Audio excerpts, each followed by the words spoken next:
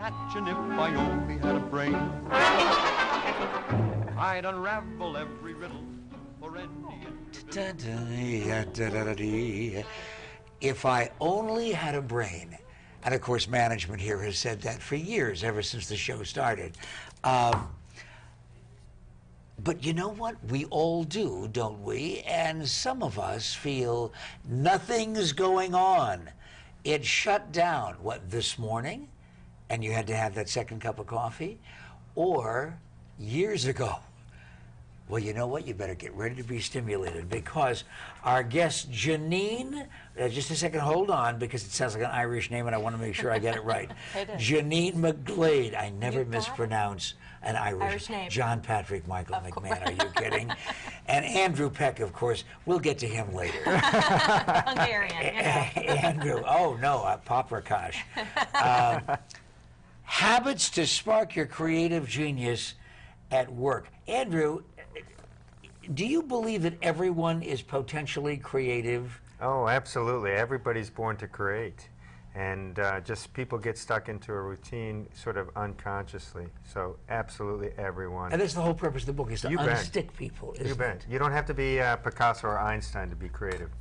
Right now, there are people who are arguing with you, and they're saying, seems like a nice guy, very attractive woman, but you know, they don't know me. And they will tell you they've never had a creative thought in their lives. Oh, we don't believe that whatsoever. I mean, I'm sure one time or another you've been in the shower, you've driven to work, you heard some music, and all of a sudden the spark of an idea came. What most people don't do is they don't act upon it.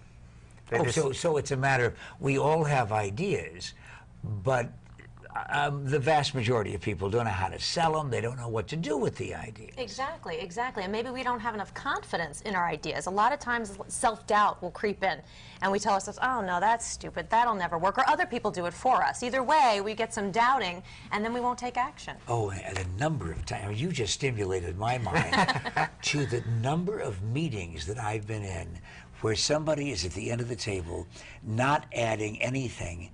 And then it's after the meeting is over, and they say, well, I had this idea, but I thought it was kind of dumb, and you probably have already thought of it. Right. Or you know, and it's some terrific thing that you wish they'd brought up. Absolutely, and unfortunately that happens so often, we find, in organizations. We either do it to ourselves, or we've been trained not to bring those ideas up because people will do it to us. They'll say, you know, that won't work, you know, management won't let us, or we've tried that before, you know, whatever those killer phrases are, and that just kind of perpetuates. Yeah, there's a lot of those people around, aren't there? Unfortunately, yes. Okay, so how do we get stimulated if we have put that on the back burner? Well, the first thing, as we learned in the previous segment, you had to have the courage to take the risk. You need to act on some of those ideas that you have. And if you feel like you don't have the kind of bravery that's necessary, then get somebody else involved. Get connected to somebody who has had some success. So like networking, is that? Absolutely. Strength in numbers helps to advance your ideas. Where does creativity come from? Great question. I mean, it comes from everywhere. I mean, everywhere we go, everything we look at, everything we do, there's a potential to get what we call spark moments. It's just a matter of how we go into the world with our eyes wide open and really not be in the unconscious routines that Andrew mentioned, and instead be looking and observing and absorbing experiences, and then we'll get sparks. Yeah, but isn't it easier? I mean, I would love to take credit for being a creative genius. However, I then have to look at the mirror in the shower that you were talking about before. I find myself in an environment, though, that is constantly stimulating me and all of us just because of the nature of the job. We get to talk to fascinating people about their areas of expertise. But what happens if you're on an assembly line? Well, that's right. I think the environment is very key. Spaces and places is how we refer to it. Sometimes it's actually putting yourself into a different environment. Maybe on a coffee break you go take a walk. Put on fun sneakers. I saw one of the cameramen had these really funky sneakers. You know, puts you into a different sort of metaphysical state of mind that makes you feel fresh and excited about life. just something like that would all automatically have your mind sort of move into different places. Yes, he said metaphysics, and you thought it was Deepak Chopra, right? No, he's been here, but this is Andrew Peck. Janine McGlade is his partner. Internationally acclaimed authors I am reading. Entrepreneurs in the field of creativity and innovation. Well, that's what the publishers say. I want to know, it doesn't say that you studied psychology, but you're talking about the brain. What makes you an authority on this? Well, we did a lot of research, you know, from not only our own experiences, but we went out and we studied other people, because we really found that there was two types of people, it seemed. The one set that was a little bit stuck, a little, you know, kind of down and dull and not really excited about their lives, and then there was the exact opposite.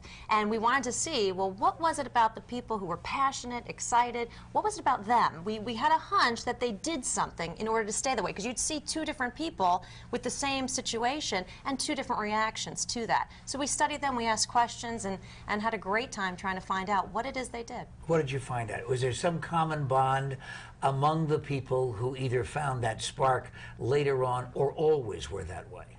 They were not always that way, but they consistently demonstrated 5 habits, what we call scouting, which is just going out and investigating and being curious, cultivating the spaces and places, putting yourself into different environments, playing, which is one of our favorite, you know, kind of loosening up, bringing some fun and excitement to the work that you do in your lives, venturing and harvesting, which go hand in hand. Venturing is taking the risk, and harvesting actually making something real. So not just thinking about a good idea, but actually producing it. Did you hear those voices outside the studio?